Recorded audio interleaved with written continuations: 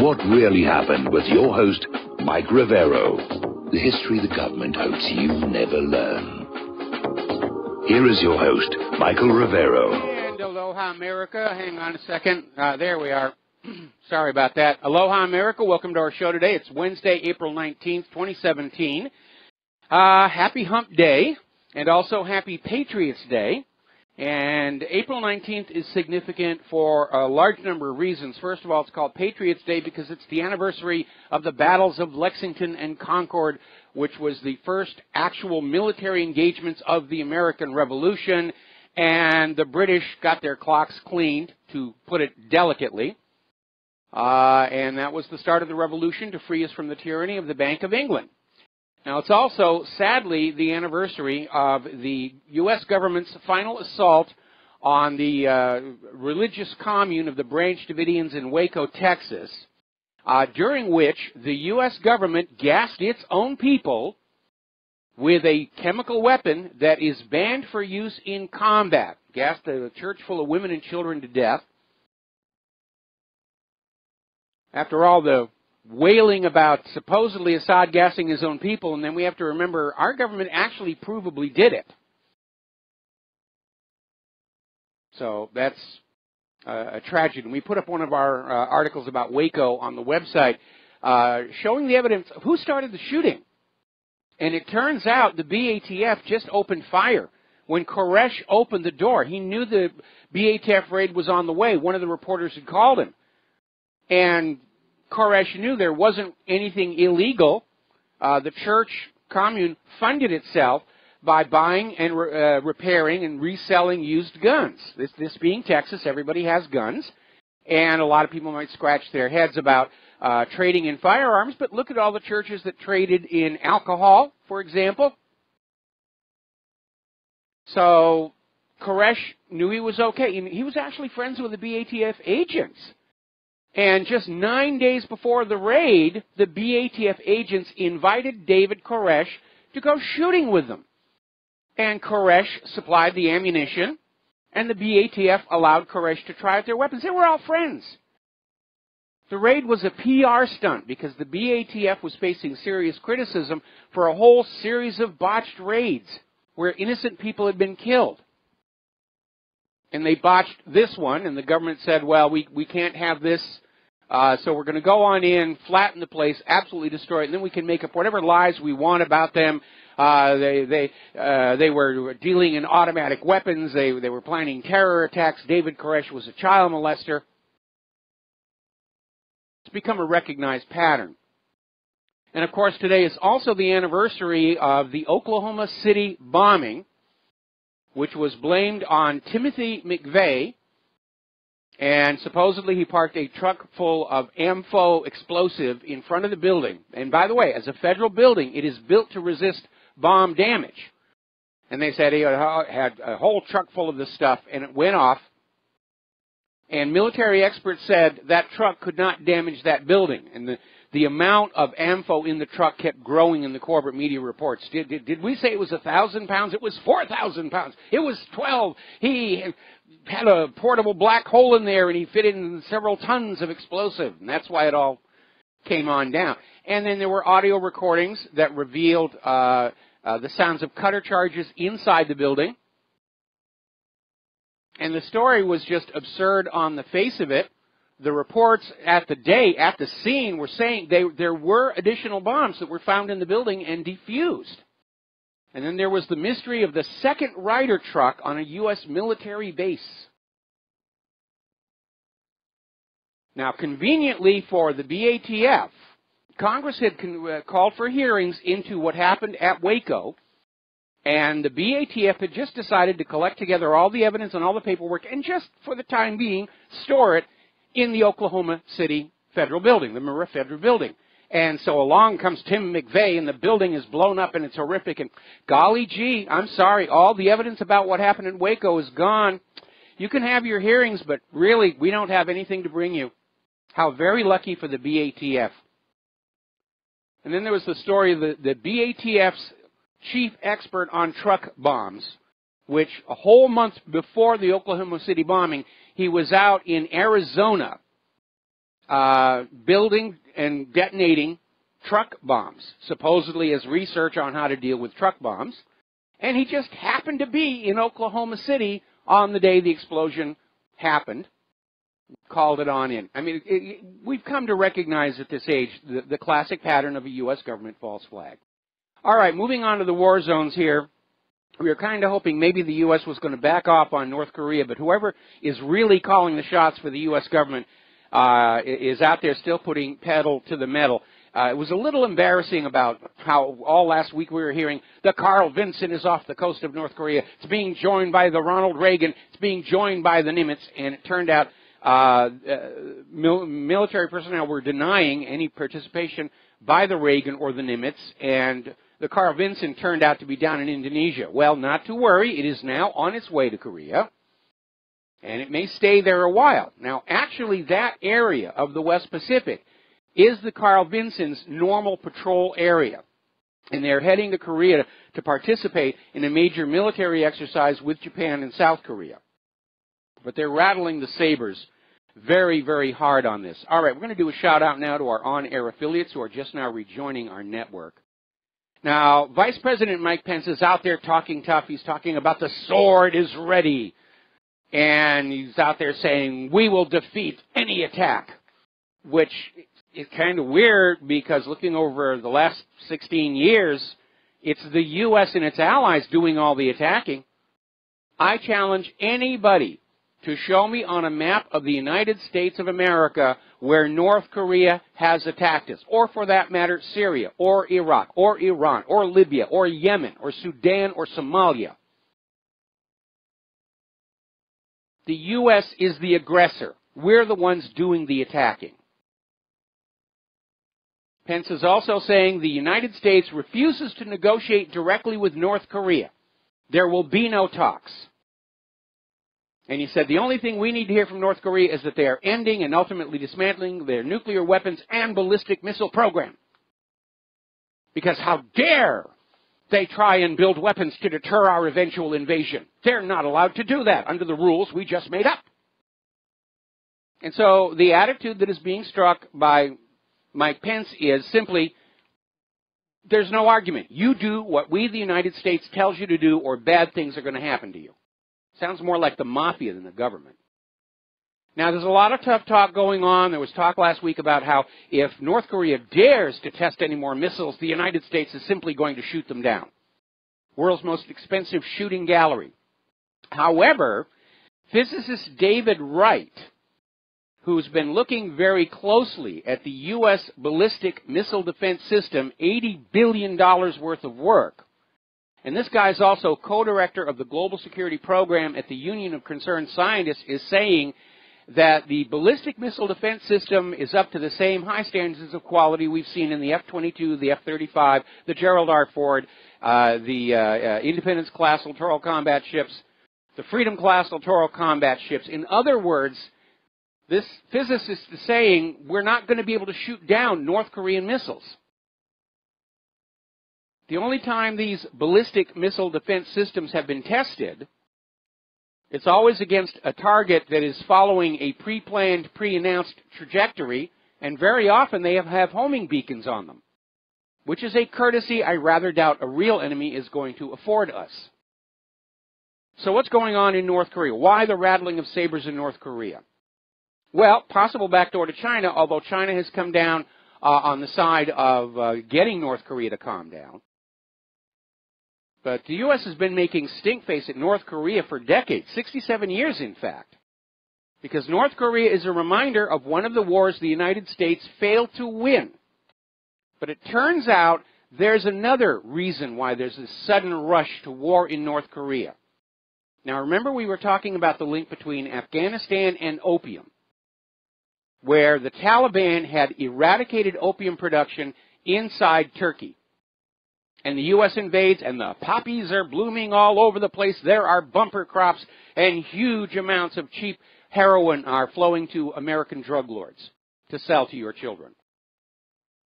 Well, early on in his administration, Kim Jong-un shut down opium production inside North Korea. But all of a sudden, because it is a cash crop and it brings in a lot of money. And North Korea needs the money with all these sanctions and embargoes going on. The North Korean drug trade is back in business. They're a huge opium producer just like Afghanistan. There's only one problem. North Korea's opium is not under the control of the CIA. It's a competitor, and competition drives down prices and profits.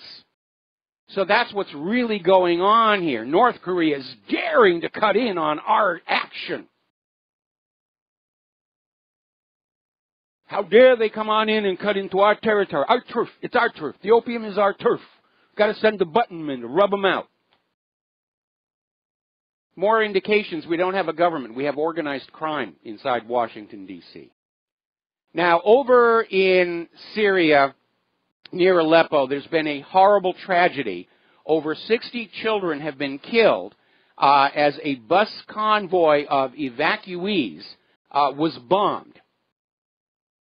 And basically, the strategy of the U.S.-backed rebels, they don't want civilians to evacuate because that way, anytime there's an attack by Russia or Syria, they can wave the dead civilians and say, oh, look what's happening. Look, this is all Assad's fault. But obviously, it wasn't Assad who bombed this convoy of evacuees. They can't frame him for it.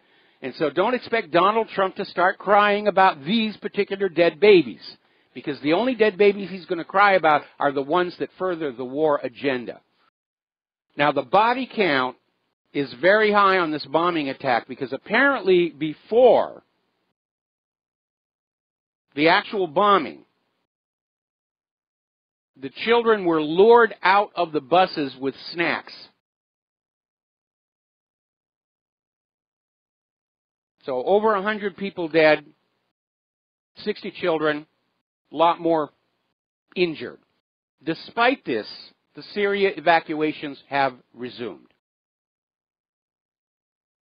Now, Russia is scratching their head about a possible coming investigation into the claim that Assad gassed his own people in Idlib.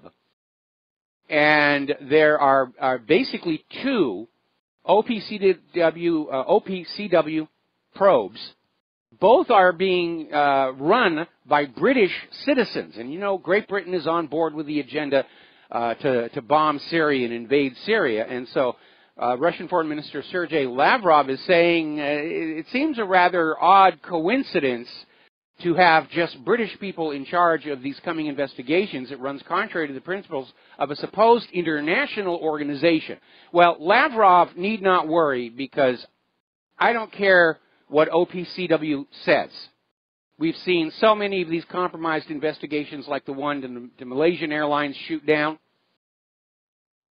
And this whole Assad gassed his own people story is utter nonsense on the face of it. I don't need OPCW to tell me anything. I don't care what they say. I already know the story was a lie. I'm a big boy. I can figure these things out for myself, and so can you. We're going to take a phone call now. Steve, aloha. Welcome to the show. What's on your mind? Steve, are you there? Oh. There you go. I am here. Okay. I'm here. No, a comment and a question. With the North Korea situation, you know, somebody from North Korea needs to point out the reason why they want to have it as a deterrent, the nuclear weapon. As you always said, they always want it for deterrent, to make sure they're not invaded, and point the finger at the United States, turn it around and say, look at all your nation building and all your invasion of all these other little countries on false pretenses and lies. So we are going to protect ourselves to make sure we are not invaded, and that's why we want one not to use to deter people like you, countries like you, from invading us. North Korea is already saying that. Question, North Korea is already saying that. If you tune in to the Voice of Korea, they broadcast on shortwave in English. You can pick it up on your shortwave radio. You can get the frequencies online at these various shortwave DXing websites. And that's exactly what they're saying. We need these weapons to deter another invasion of North Korea by the United States. They remember that First Korean War. But, of course, nobody in the Western media or the government is going to acknowledge that this is the reason, this is the justification for weapons. It's always, oh, they're building these weapons so they can use them on us. And, again, absurd on the face of it. if anybody used a nuclear weapon on the United States, the end result would be that country melted down to a pool of radioactive glowing green glass. And, exactly. and so, again, if you think about all of this stuff all the way through, you begin to see through the lies. Right. Okay, my economics question for you. I was listening to some talk radio and driving around town today, and I heard somebody supposedly claims to be an economics professor claiming that, and let me tell you the scenario here. He was talking about China and debt and being the holder of U.S. debt. He said that quite often the country that is indebted to the other country has greater power and leverage over the one who holds the debt. So that's my question to you. Do you think that's possible, true? And he was pointing to China because he said China's economy is in a tailspin right now. So actually the United States being indebted to China and China holding all the notes on the U.S., that we have greater leverage on China right now. No, that's really rather absurd. Of course, you have to remember what Harry Truman used to say about economists. If you lay them all end to end, they still point in different directions. But the idea is that China has the leverage because they can call in the various loans and notes, those that are on a rollover situation. They can start dumping treasuries, which they've already started to do, and that depresses the value of the dollar. I think, to be very honest, it's ridiculous to claim that the indebted person has any kind of control or leverage over those who hold the debt. I mean, think about your local bank and your credit card bill. Does the fact that you owe them money give you any kind of leverage over them, or is it working the other way? All right.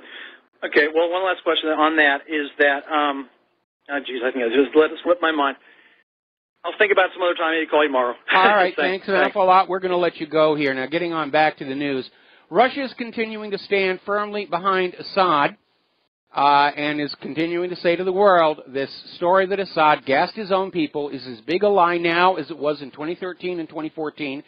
And apparently Russia is supplying additional weapons and capability to Syria and is now allowing Syrian warplanes to use Russian airfields. So the thing is starting to escalate. Probably Russia understands following the cruise missile attack by the United States, Syria's forces, assets rather, need to be dispersed. And by the way, all this talk about decapitation strike on North Korea's nuclear weapons, by now I'm sure they're all crated up and they're being sent to hidden locations all over the country. They're not going to be in one place for the convenience of the American bombers to destroy here. But let's recap on the whole Syria situation right now. Bashar al-Assad was winning on all fronts, including diplomatic. He had all but beaten the U.S.-backed rebels. Peace talks were about to start that would allow him to run for re-election, and even the White House stated they were ready to accept the continued presidency of Bashar al-Assad. So somebody out there tell me why Assad would do the one thing that would cross a red line and reverse his fortunes using a banned chemical weapon on civilians instead of the rebels. In a militarily insignificant target, he has absolutely nothing to gain. It is the rebels and the U.S. war hawks who gain. That's where we are. That's why the story never made sense from the beginning.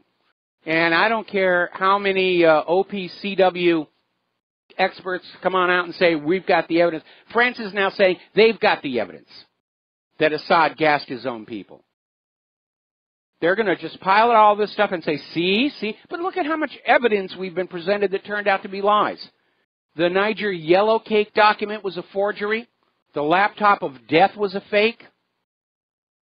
The motto of all of these war hawks continues to be, if at first you don't succeed, lie, lie again. All right, we're coming up here on a commercial break. More news about Syria and the other war zones, and there are way too many of them. Let's admit it, we are in World War III right now, and we better start adjusting to that reality. We'll be right back. And aloha, America. Welcome back to the show here. Now, a little while ago, the U.S. bombed a mosque in Syria, saying that there was an al-Qaeda meeting going on inside, and as it turned out, it was basically Muslims at prayer, and they killed a lot of civilians. But no big deal when the U.S. is killing civilians, but by golly, when Assad is killing civilians, that's a horrible thing. Well, Human Rights Watch has issued a report basically saying the U.S. is just not taking any kind of precautions to avoid killing civilians. It's just not an issue for them. And they're absolutely right here. And interestingly enough, a little aside, earlier today I saw this video, was on Fox News, where apparently Dianne Feinstein was addressing an auditorium and started talking about Assad gassing his own people, and the room erupted in laughter, boos, jeers, name-calling at her, and boy, it was a joy to watch Feinstein's face as she's up there and saying, you know, let's take the name-calling out of this. And because, you know, what's she going to do? Try and raise on a busted flush? Nobody believes this story. Anybody who's supporting the Assad gassed his own people story, they're pushing some kind of a pro-war agenda, or whoever signs their paycheck is telling them that's what they have to say today. Meanwhile, over in Great Britain, Boris Johnson is hinting that he may ignore the recent Parliament vote against involvement in Syria at a U.S. request. Johnson has said, you know, it would be really, really hard for us to refuse a request from Washington, D.C., you know, and what the British people want and what Parliament voted for, really, it's not a factor anymore. The U.S. says go kill Syria, and we're just going to have to go kill Syria. So, Boris, here's your rifle, here's your parachute, here's your day-glow orange jumpsuit left over from the CIA's torture centers. Watch your head climbing into that transport, and we will call Assad and tell him you are on your way to Syria to kick his butt all by yourself. But the rest of us, we're going to sit this one out. Because we have been down this road way too many times. Now, there is still unconfirmed rumor going around that the ISIS leader, Abu Bakr al-Baghdadi, has been captured in northern Syria. And everybody's mum about this. Pentagon spokesman Major Adrian Rankin Galloway said they have no information, and the Russian Defense Ministry has not commented on the issue. But if they do have him, and they can get him to admit being supported by the United States, which we already have considerable evidence, that's going to really damage the official story here. Now, we put up a YouTube video on whatreallyhappened.com, and it was taken during Matisse's flight to Saudi Arabia. And the defense secretary was out there saying, we're going to Saudi Arabia to discuss our mutual security. And he covered a bunch of topics. And basically, the key points he made was North Korea is bad, Russia is bad, and your kids are going to be sent into Yemen to teach those bad Yemenis not to refuse a U.S. puppet ruler. And we're seeing another story that came out of Counterpunch. U.S. moves toward major intervention in Yemen.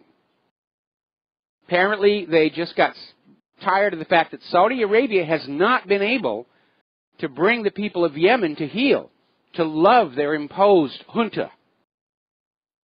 So they're talking about going into Yemen, and the alarming part is they're trying to link Iran to this. If you look carefully at all these stories about Yemen, you're going to see a lot of ongoing mention about Yemen.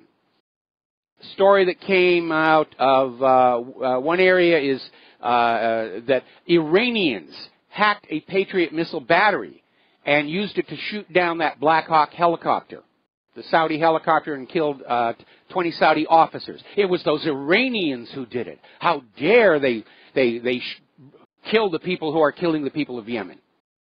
We're going to take another break. We'll be right back. And aloha, America. Welcome back to the show here. Now, we're talking about how Saudi Arabia has failed to get Yemen to accept its U.S.-imposed puppet rulers, what the corporate media calls the internationally approved government, which is a bit of a lie in and of itself, because governments are chosen by the people of that country. That's what democracy is all about. This idea that other countries get to pick your government, that's what happens in a war, which is what we've got here now. But there's a very clear effort to try and link this all to Iran. And there was another article, this came out in Fort Russ. Yemen launches Iranian-made missiles into Saudi Arabia. Well, Saudi Arabia is bombing Yemen.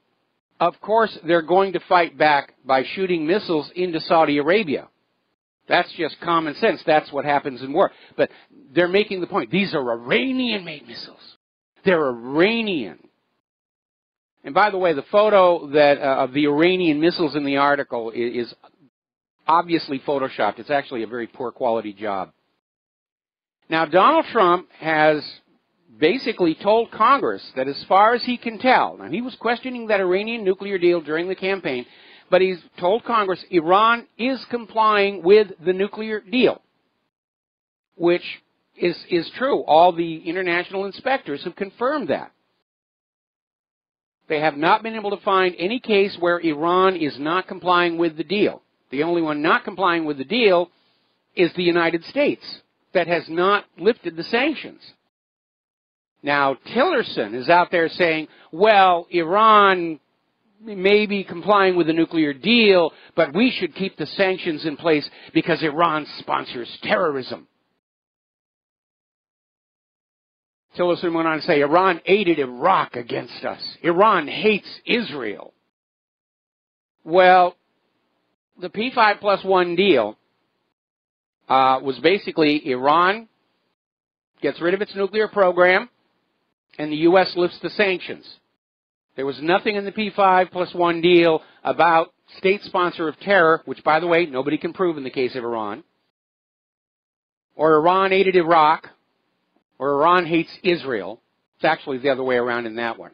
So basically what we have is the United States government has just broken another agreement, which sends a message to the rest of the world, you cannot make a deal with the United States. They will not keep their promises.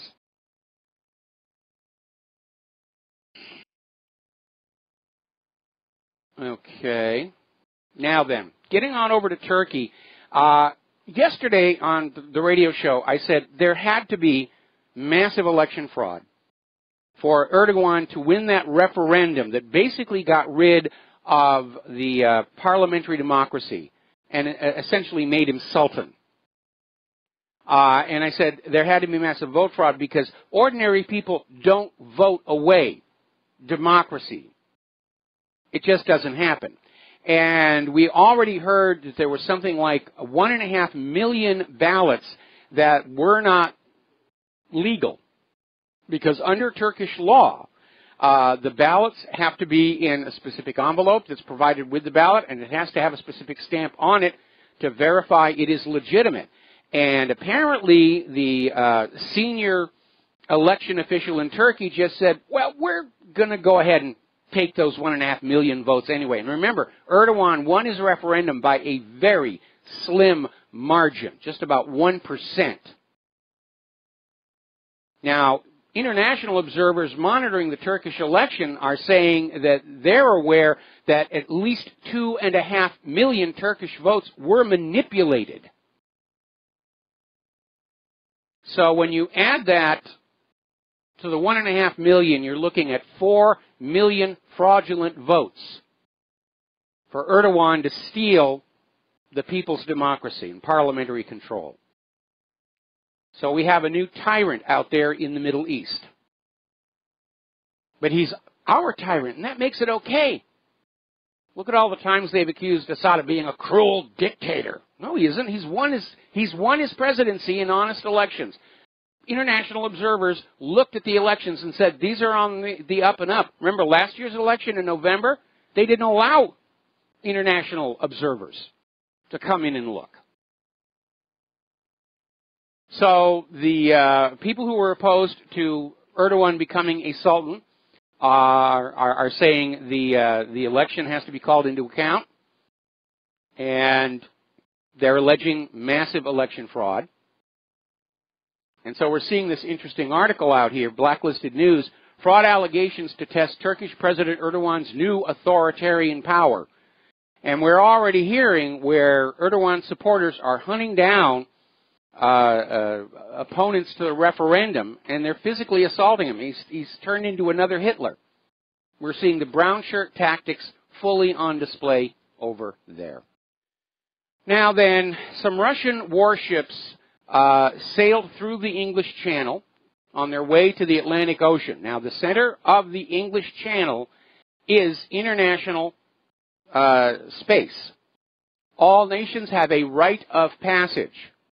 And the British Royal Navy sent out a frigate that escorted these 4 Russian ships. And the media is trying to make a big deal about, oh, the Russian warships, they're in the English Channel. Oh, it's horrible. They're threatening us. It's a horrible thing. And they're also making a big deal that for the second day in a row, Russian bombers have been flying off of Alaska on their patrols here. And they're in international airspace. But the U.S. says they're in our enemy identification zone, or whatever the fancy name they have for it is.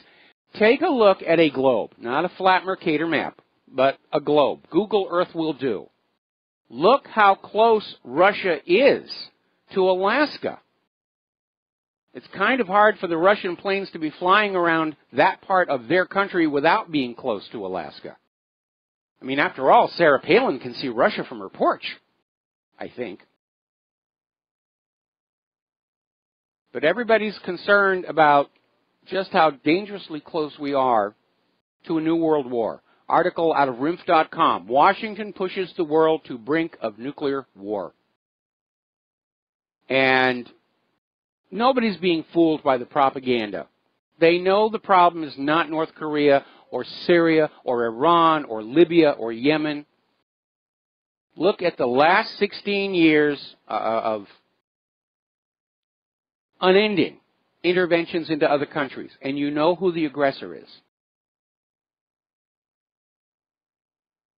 I mean, we have kids just now getting ready to go to high school who've never lived in a time of peace. It's always been a war someplace. In fact, looking at the whole history of the United States of America, it's hard to find a year here and there where we weren't at war with somebody somewhere. And they were all started with lies, frauds, and deception. Torpedoes in the Gulf of Tonkin, Spanish mine in Havana Harbor.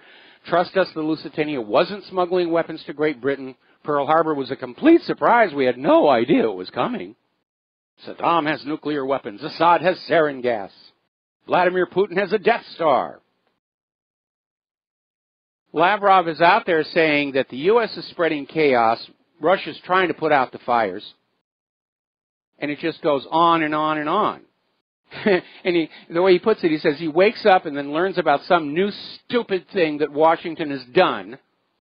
Then he gets on the phone to try and begin the adult supervision. And that's true. Putin and Lavrov are the only adults in the room. Everybody else is acting like a spoiled child.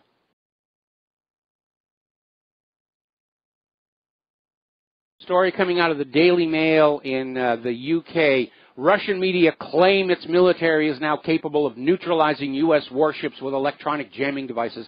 Oh, be afraid, accept higher taxes so we can meet the new threat. And of course, we already know this because of what that one Russian electronic warfare plane did to the USS Donald Cook. They paralyzed it. They flew simulated attack runs against that ship 12 times, and all 12 times, all of the defensive systems on the Aegis ship shut down. And it underscores something that I've been saying for quite a long time. Modern American warships are too dependent on their active defensive systems. And they're very fragile. I think that was illustrated when the U.S. Navy made a mistake with their own drone, and it crashed through the housing on the spy radar on one of the Aegis ships and destroyed $30 million worth of computers. Those things are as fragile as a Christmas tree ornament. It's beginning to look more and more like America's weapons are theater props in a giant game of bluff. And yes, they work well enough when you're fighting against an enemy that doesn't really have much of a military to begin with. But going on up against another major power like Russia and China, I think we are in trouble. All right, we're going to take some phone calls. Alan in California, aloha. Welcome to the show. What's on your mind? Hi, Mike. I just wanted to talk about a couple other topics that are kind of getting pushed to the back that are pretty important out there. First of all, I don't know if you know Larry Klayman from Freedom Watch is trying to get Obama indicted with a couple of, trying to serve him with a couple of subpoenas. Oh, is that why Obama is out there traveling all around the world? I guess he's been at Tahiti, for over a month now. And no, he wasn't. He's been a lot of places. He was in Scotland, and apparently he's now down. I guess last word, he's on somebody's yacht or sailing around the Caribbean. Yeah, it just looks kind of, I guess they've been trying to call and get him served, and they're just kind of avoiding it.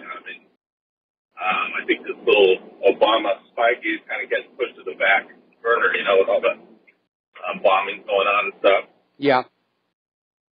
And then also, did you hear about Candace Claiborne? No, I did not. Obama. Well, she was one of Obama's and Hillary's State Department aides, and she just got indicted for treason. Oh, yes, I had heard about it. I didn't recognize the name, but yeah, she's looking at serious jail time. I hope she makes a deal. Of course, if she makes a deal, she could wind up in Fort Marcy Park. If she can stay alive long enough. And then the other one that was getting kind of pushed to the back that's really big, I think, right now is, two of Trey Gowdy's congressional investigators went missing. They were investigating... That story's a hoax. That story is a hoax. It tracks back to a website that's putting out nonsense to try and discredit the independent media. Oh, okay. Well, I heard it in a couple of sources, so I was just getting your opinion on that one. Yeah, that one's a hoax. Just think about it for a minute. If two of Trey Gowdy's investigators had vanished, Trey Gowdy would be on the news right now saying this happened. Right. Well, with today's media, you just never know if they would hide something like that. But, okay, I just wanted to let you know about those couple of stories and see what you thought about them. Okay, well, thank you very much for the phone call. Alan, we're going to let you go and switch over to Fred in Wisconsin. Aloha. Welcome to the show. What's on your mind? Hello, Fred. Are you there? Fred dropped. All right, we're going to go to Mo in Florida. Mo, aloha. Welcome to the show. What's on your mind?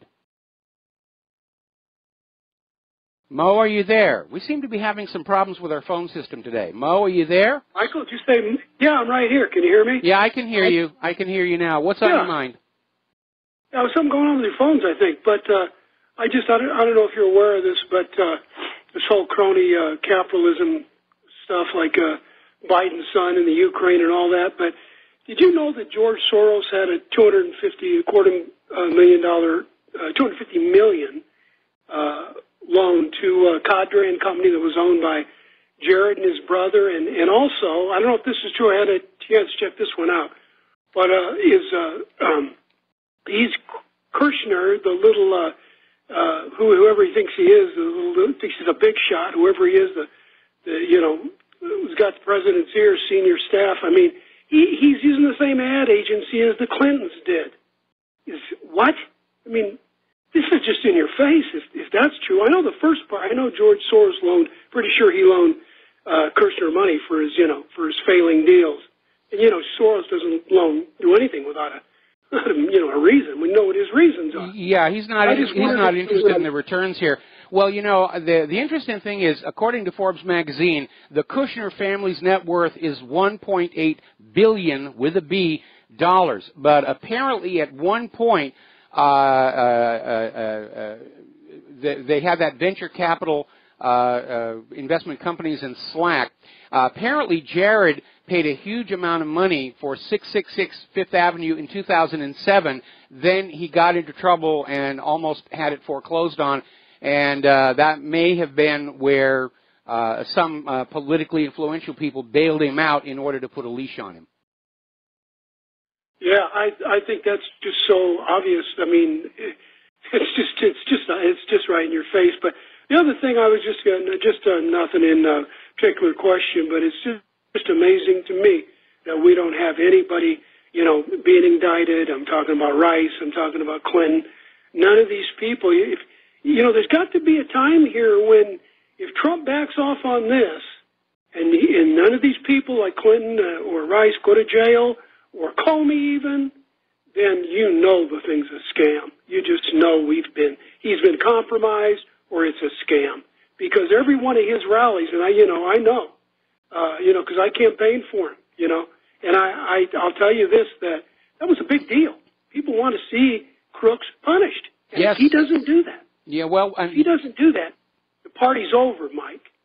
I absolutely agree. Trump is an incredible disappointment for whatever reason. I don't even care why it came about. He has betrayed the voters and supporters like you who put him into office.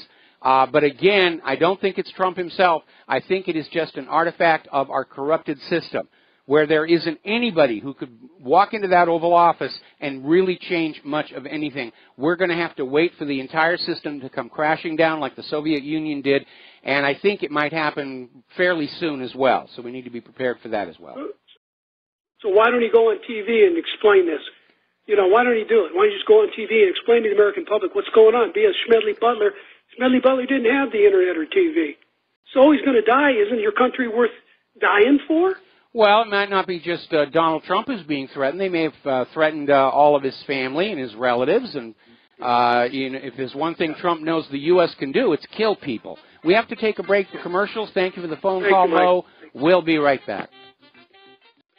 And aloha, America. Welcome back to our show here. We're going to go with Fred in Wisconsin, who finally called back on in. And, Fred, what is on your mind? I just looked at rents.com. They've got an interesting article by a guy named Yoshiki Shimatsu, and apparently he's got this story about the U.S. Navy aims to sink its radioactive warships off of Korea, either by letting the Koreans go at it or by some other means. But this way, and this is involving the Reagan, the George Washington, and the Carl Vincennes. So I guess these ships are radioactive from the Fukushima mess, and there's a lot of sailors that are sick, and apparently this would be a perfect way to bring us into World War III by putting our fleet down into the deep trench. That's a new Pearl Harbor, and I'm looking at the article now, and it does make sense. I'm not really remembering. I thought there was only one carrier that supported the Fukushima rescue efforts, and it is still... The carrier was San Diego. I have friends out there that told me that they had it at the end of a pier with guards and nobody getting near it. So you're right about that. There was one, but apparently, if you read on, one of them was in an area where it picked up some contamination. But it's an amazing article. I hope this guy's wrong. I just wanted to pass it along to you. Thank you. Well, thank you very much. Obviously, at this point, the U.S. government needs a spectacular false flag to move the war agenda along, because they've lost the support of the American people. And they're going to have to try and make us afraid somehow. And the propaganda is ramping up. We were talking yesterday about how the Department of Homeland Security is saying there are Islamic terrorists active in all 50 states. And apparently the other one now. And even Fox News carried this morning, where the American people are saying we're not concerned that North Korea has missiles. They keep blowing up, and even when they work, they can't reach the U.S. So the propagandists have upped the ante with this claim that North Korea has sleeper agents already inside the United States of America with biological weapons. So forget about the nukes. They've got germs. They've got germs. Get the Lysol. We're under attack. And again, each new lie only erodes their credibility that much faster. We're going to go back to the phones here. Peter in Los Angeles, aloha. Welcome to the show. What's on your mind? Hey, Michael, it was Ronald Reagan that was there, by the way. That was the one carrier. And the people sued off to Ronald Reagan, and the Navy came out and said they had no knowledge that it was a dangerous situation. But this is a carrier with a couple nuclear reactors on board filled with nuclear engineers, and they monitor that stuff like intensely, and so it was a complete lie. But yeah, they were totally irradiated back in 2011. But that's not the reason why I was calling, Mike. I noticed an article that out of the New York Times that said that Sheldon Adelson ponied up $5 million and virtually paid for Trump's inauguration. Then I read another article where Susan Rice, her net worth is $50 million on $172,000 a year. Can I hold her? Yeah, hold. We'll bring you back.